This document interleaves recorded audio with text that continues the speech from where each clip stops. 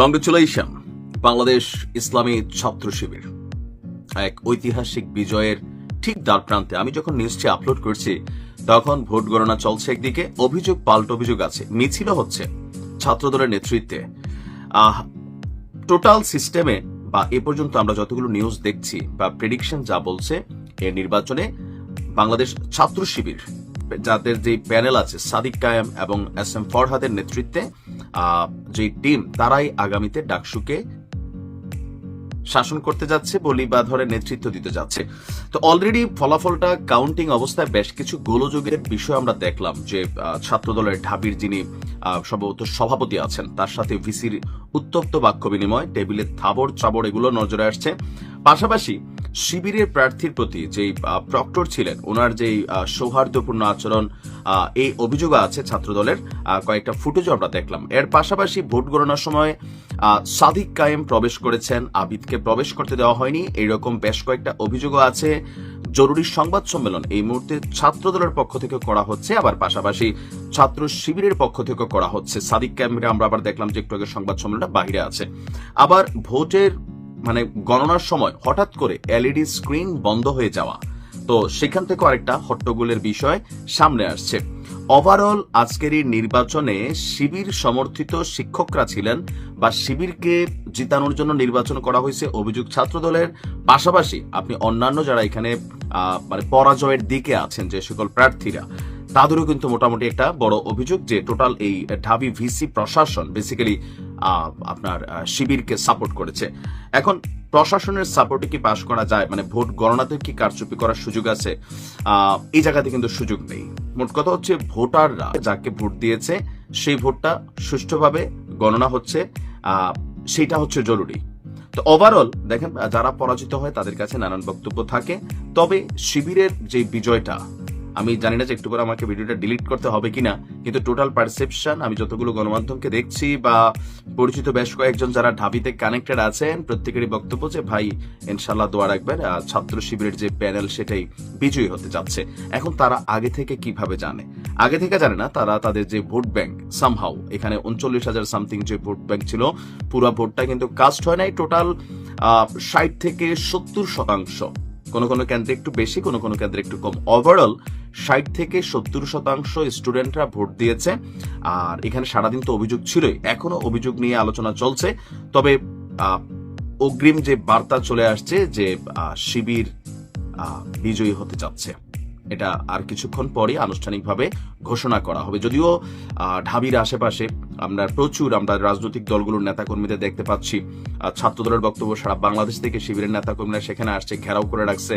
আবার ছাত্রদলের বিরুদ্ধে শিবিরের বক্তব্য যে মির্জা আব্বাস সাহেব কেন আসলেন, আবিদ কেন ভিতরে ঢুকলো, আবিদের বক্তব্য আমি তো ঢুকতে পারলাম না, আছে, এটা থাকবেই। আবার ঢাবির যিনি ভিসি আছেন তিনি বেসিক্যালি আপনার জামাত সমর্থিত একজন ব্যক্তিত্ব, এটাও কিন্তু ছাত্রদলের দাবি আছে। তো সবকিছু মিলিয়ে ওভারঅল আপনার নির্বাচনের রেজাল্টটা শিবিরের পক্ষেই যাচ্ছে, ভোটের মাধ্যমেই যাচ্ছে। এখন ভোটের ব্যালটের মধ্যে তো আর কোনো কাহিনী করার সুযোগ নাই, এখন এটা হয়তো আপনি একটু পরে আনুষ্ঠানিক ঘোষণা পাবেন। তো কংগ্রেচুলেশন। কিছুক্ষণ আগেই টিএসসিতে ভোট গ্রহণ বন্ধ হয়ে গেছে, সেখানে ছাত্রদলের কেন্দ্রীয় যারা নেতা আছেন তারা গেলেন। আমরা দেখলাম যে যাওয়ার পর নাসির তিনি একজন শিক্ষিকার বিরুদ্ধে অভিযোগ তুললেন যে তিনি আসলে সেই শিক্ষিকা শিবিরকে তিনি সেখানে প্রায়োরিটি দিচ্ছেন।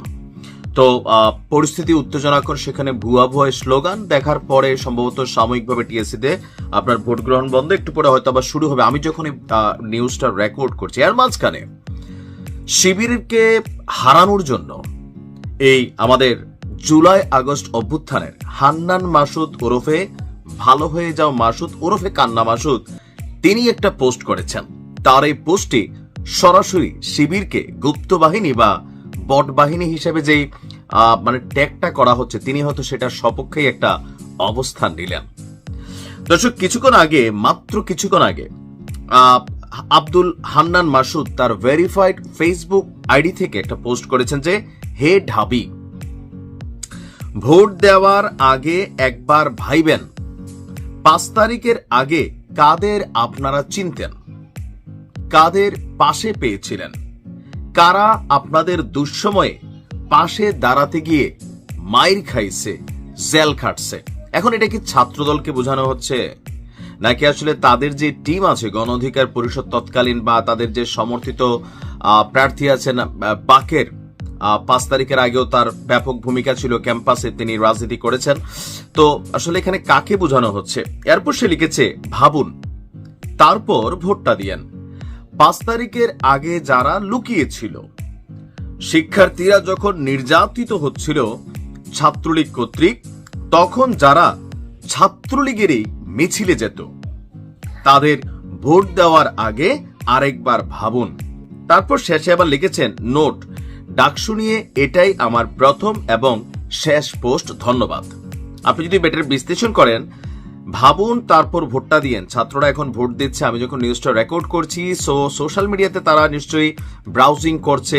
হান্নান মাসুদের এই ডাকে তার যারা সমর্থক আছেন, অনুসারী আছেন, তাদের ভোটটা নিশ্চয়ই কিছুটা হলে ম্যানুপ্যালেট একটা এখানে ইস্যু আছে।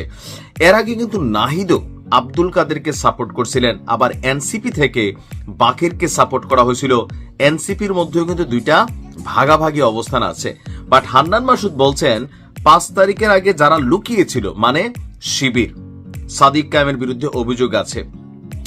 তো 5 তারিখের আগে সার্জিসু তো লুকিয়েছিল ওদিকে না, বাট যেহেতু ফরহাদ এবং সাদিক কায়েম যারা শিবিরের মনোনীত প্যানেল থেকে প্রার্থী হয়েছেন, তাদের বিরুদ্ধে অভিযোগ ছিল।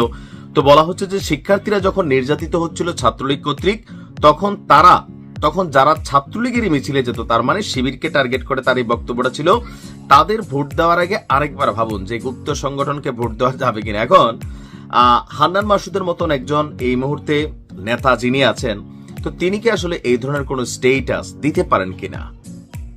হয়তো পারেন। পলিটিক্যালি পয়েন্ট অফ ভিউতে তিনি যাকে সমর্থন করছেন বা তার দল জাতীয় নাগরিক পার্টি এনসিপি যাকে সমর্থন করছে, সেক্ষেত্রে তিনি তাদের প্রার্থীর পক্ষে সরাসরি প্রচারণা চালাইতে পারতেন, কিন্তু টেকনিক্যালি আরেকটা দলকে নিয়ে এই ধরনের একটা বক্তব্য দিতে পারেন কিনা। তবে পারেন, যেমন ধরেন সাংবাদিক ইলিয়াস ভিপি প্রার্থী শামীমকে নিয়ে যেভাবে ভারতের রয়ের এজেন্ট মানে বানাই দিলেন, তো সেখানে অনেকে বলেন যে ঠিক আছে, তারা যদি পারে, যার যার মতো করে সোশ্যাল মিডিয়া কারো পৈতৃক সম্পত্তি না, যার যার আইডি থেকে সে লিখবে, তাদের ফ্যান ফলোয়াররা অনুসরণ করবে। তবে এই পোস্টে আবার তীব্র প্রতিক্রিয়া জানিয়েছে শিবিরের যারা সমর্থক আছেন, কমেন্টে হান্নান মাসুদরে মোটামুটি ধুচাই ফেলছেন। আসলে কি হতে যাচ্ছে, কি ঘটবে এখন পর্যন্ত শিওর না, কে জিততে পারে।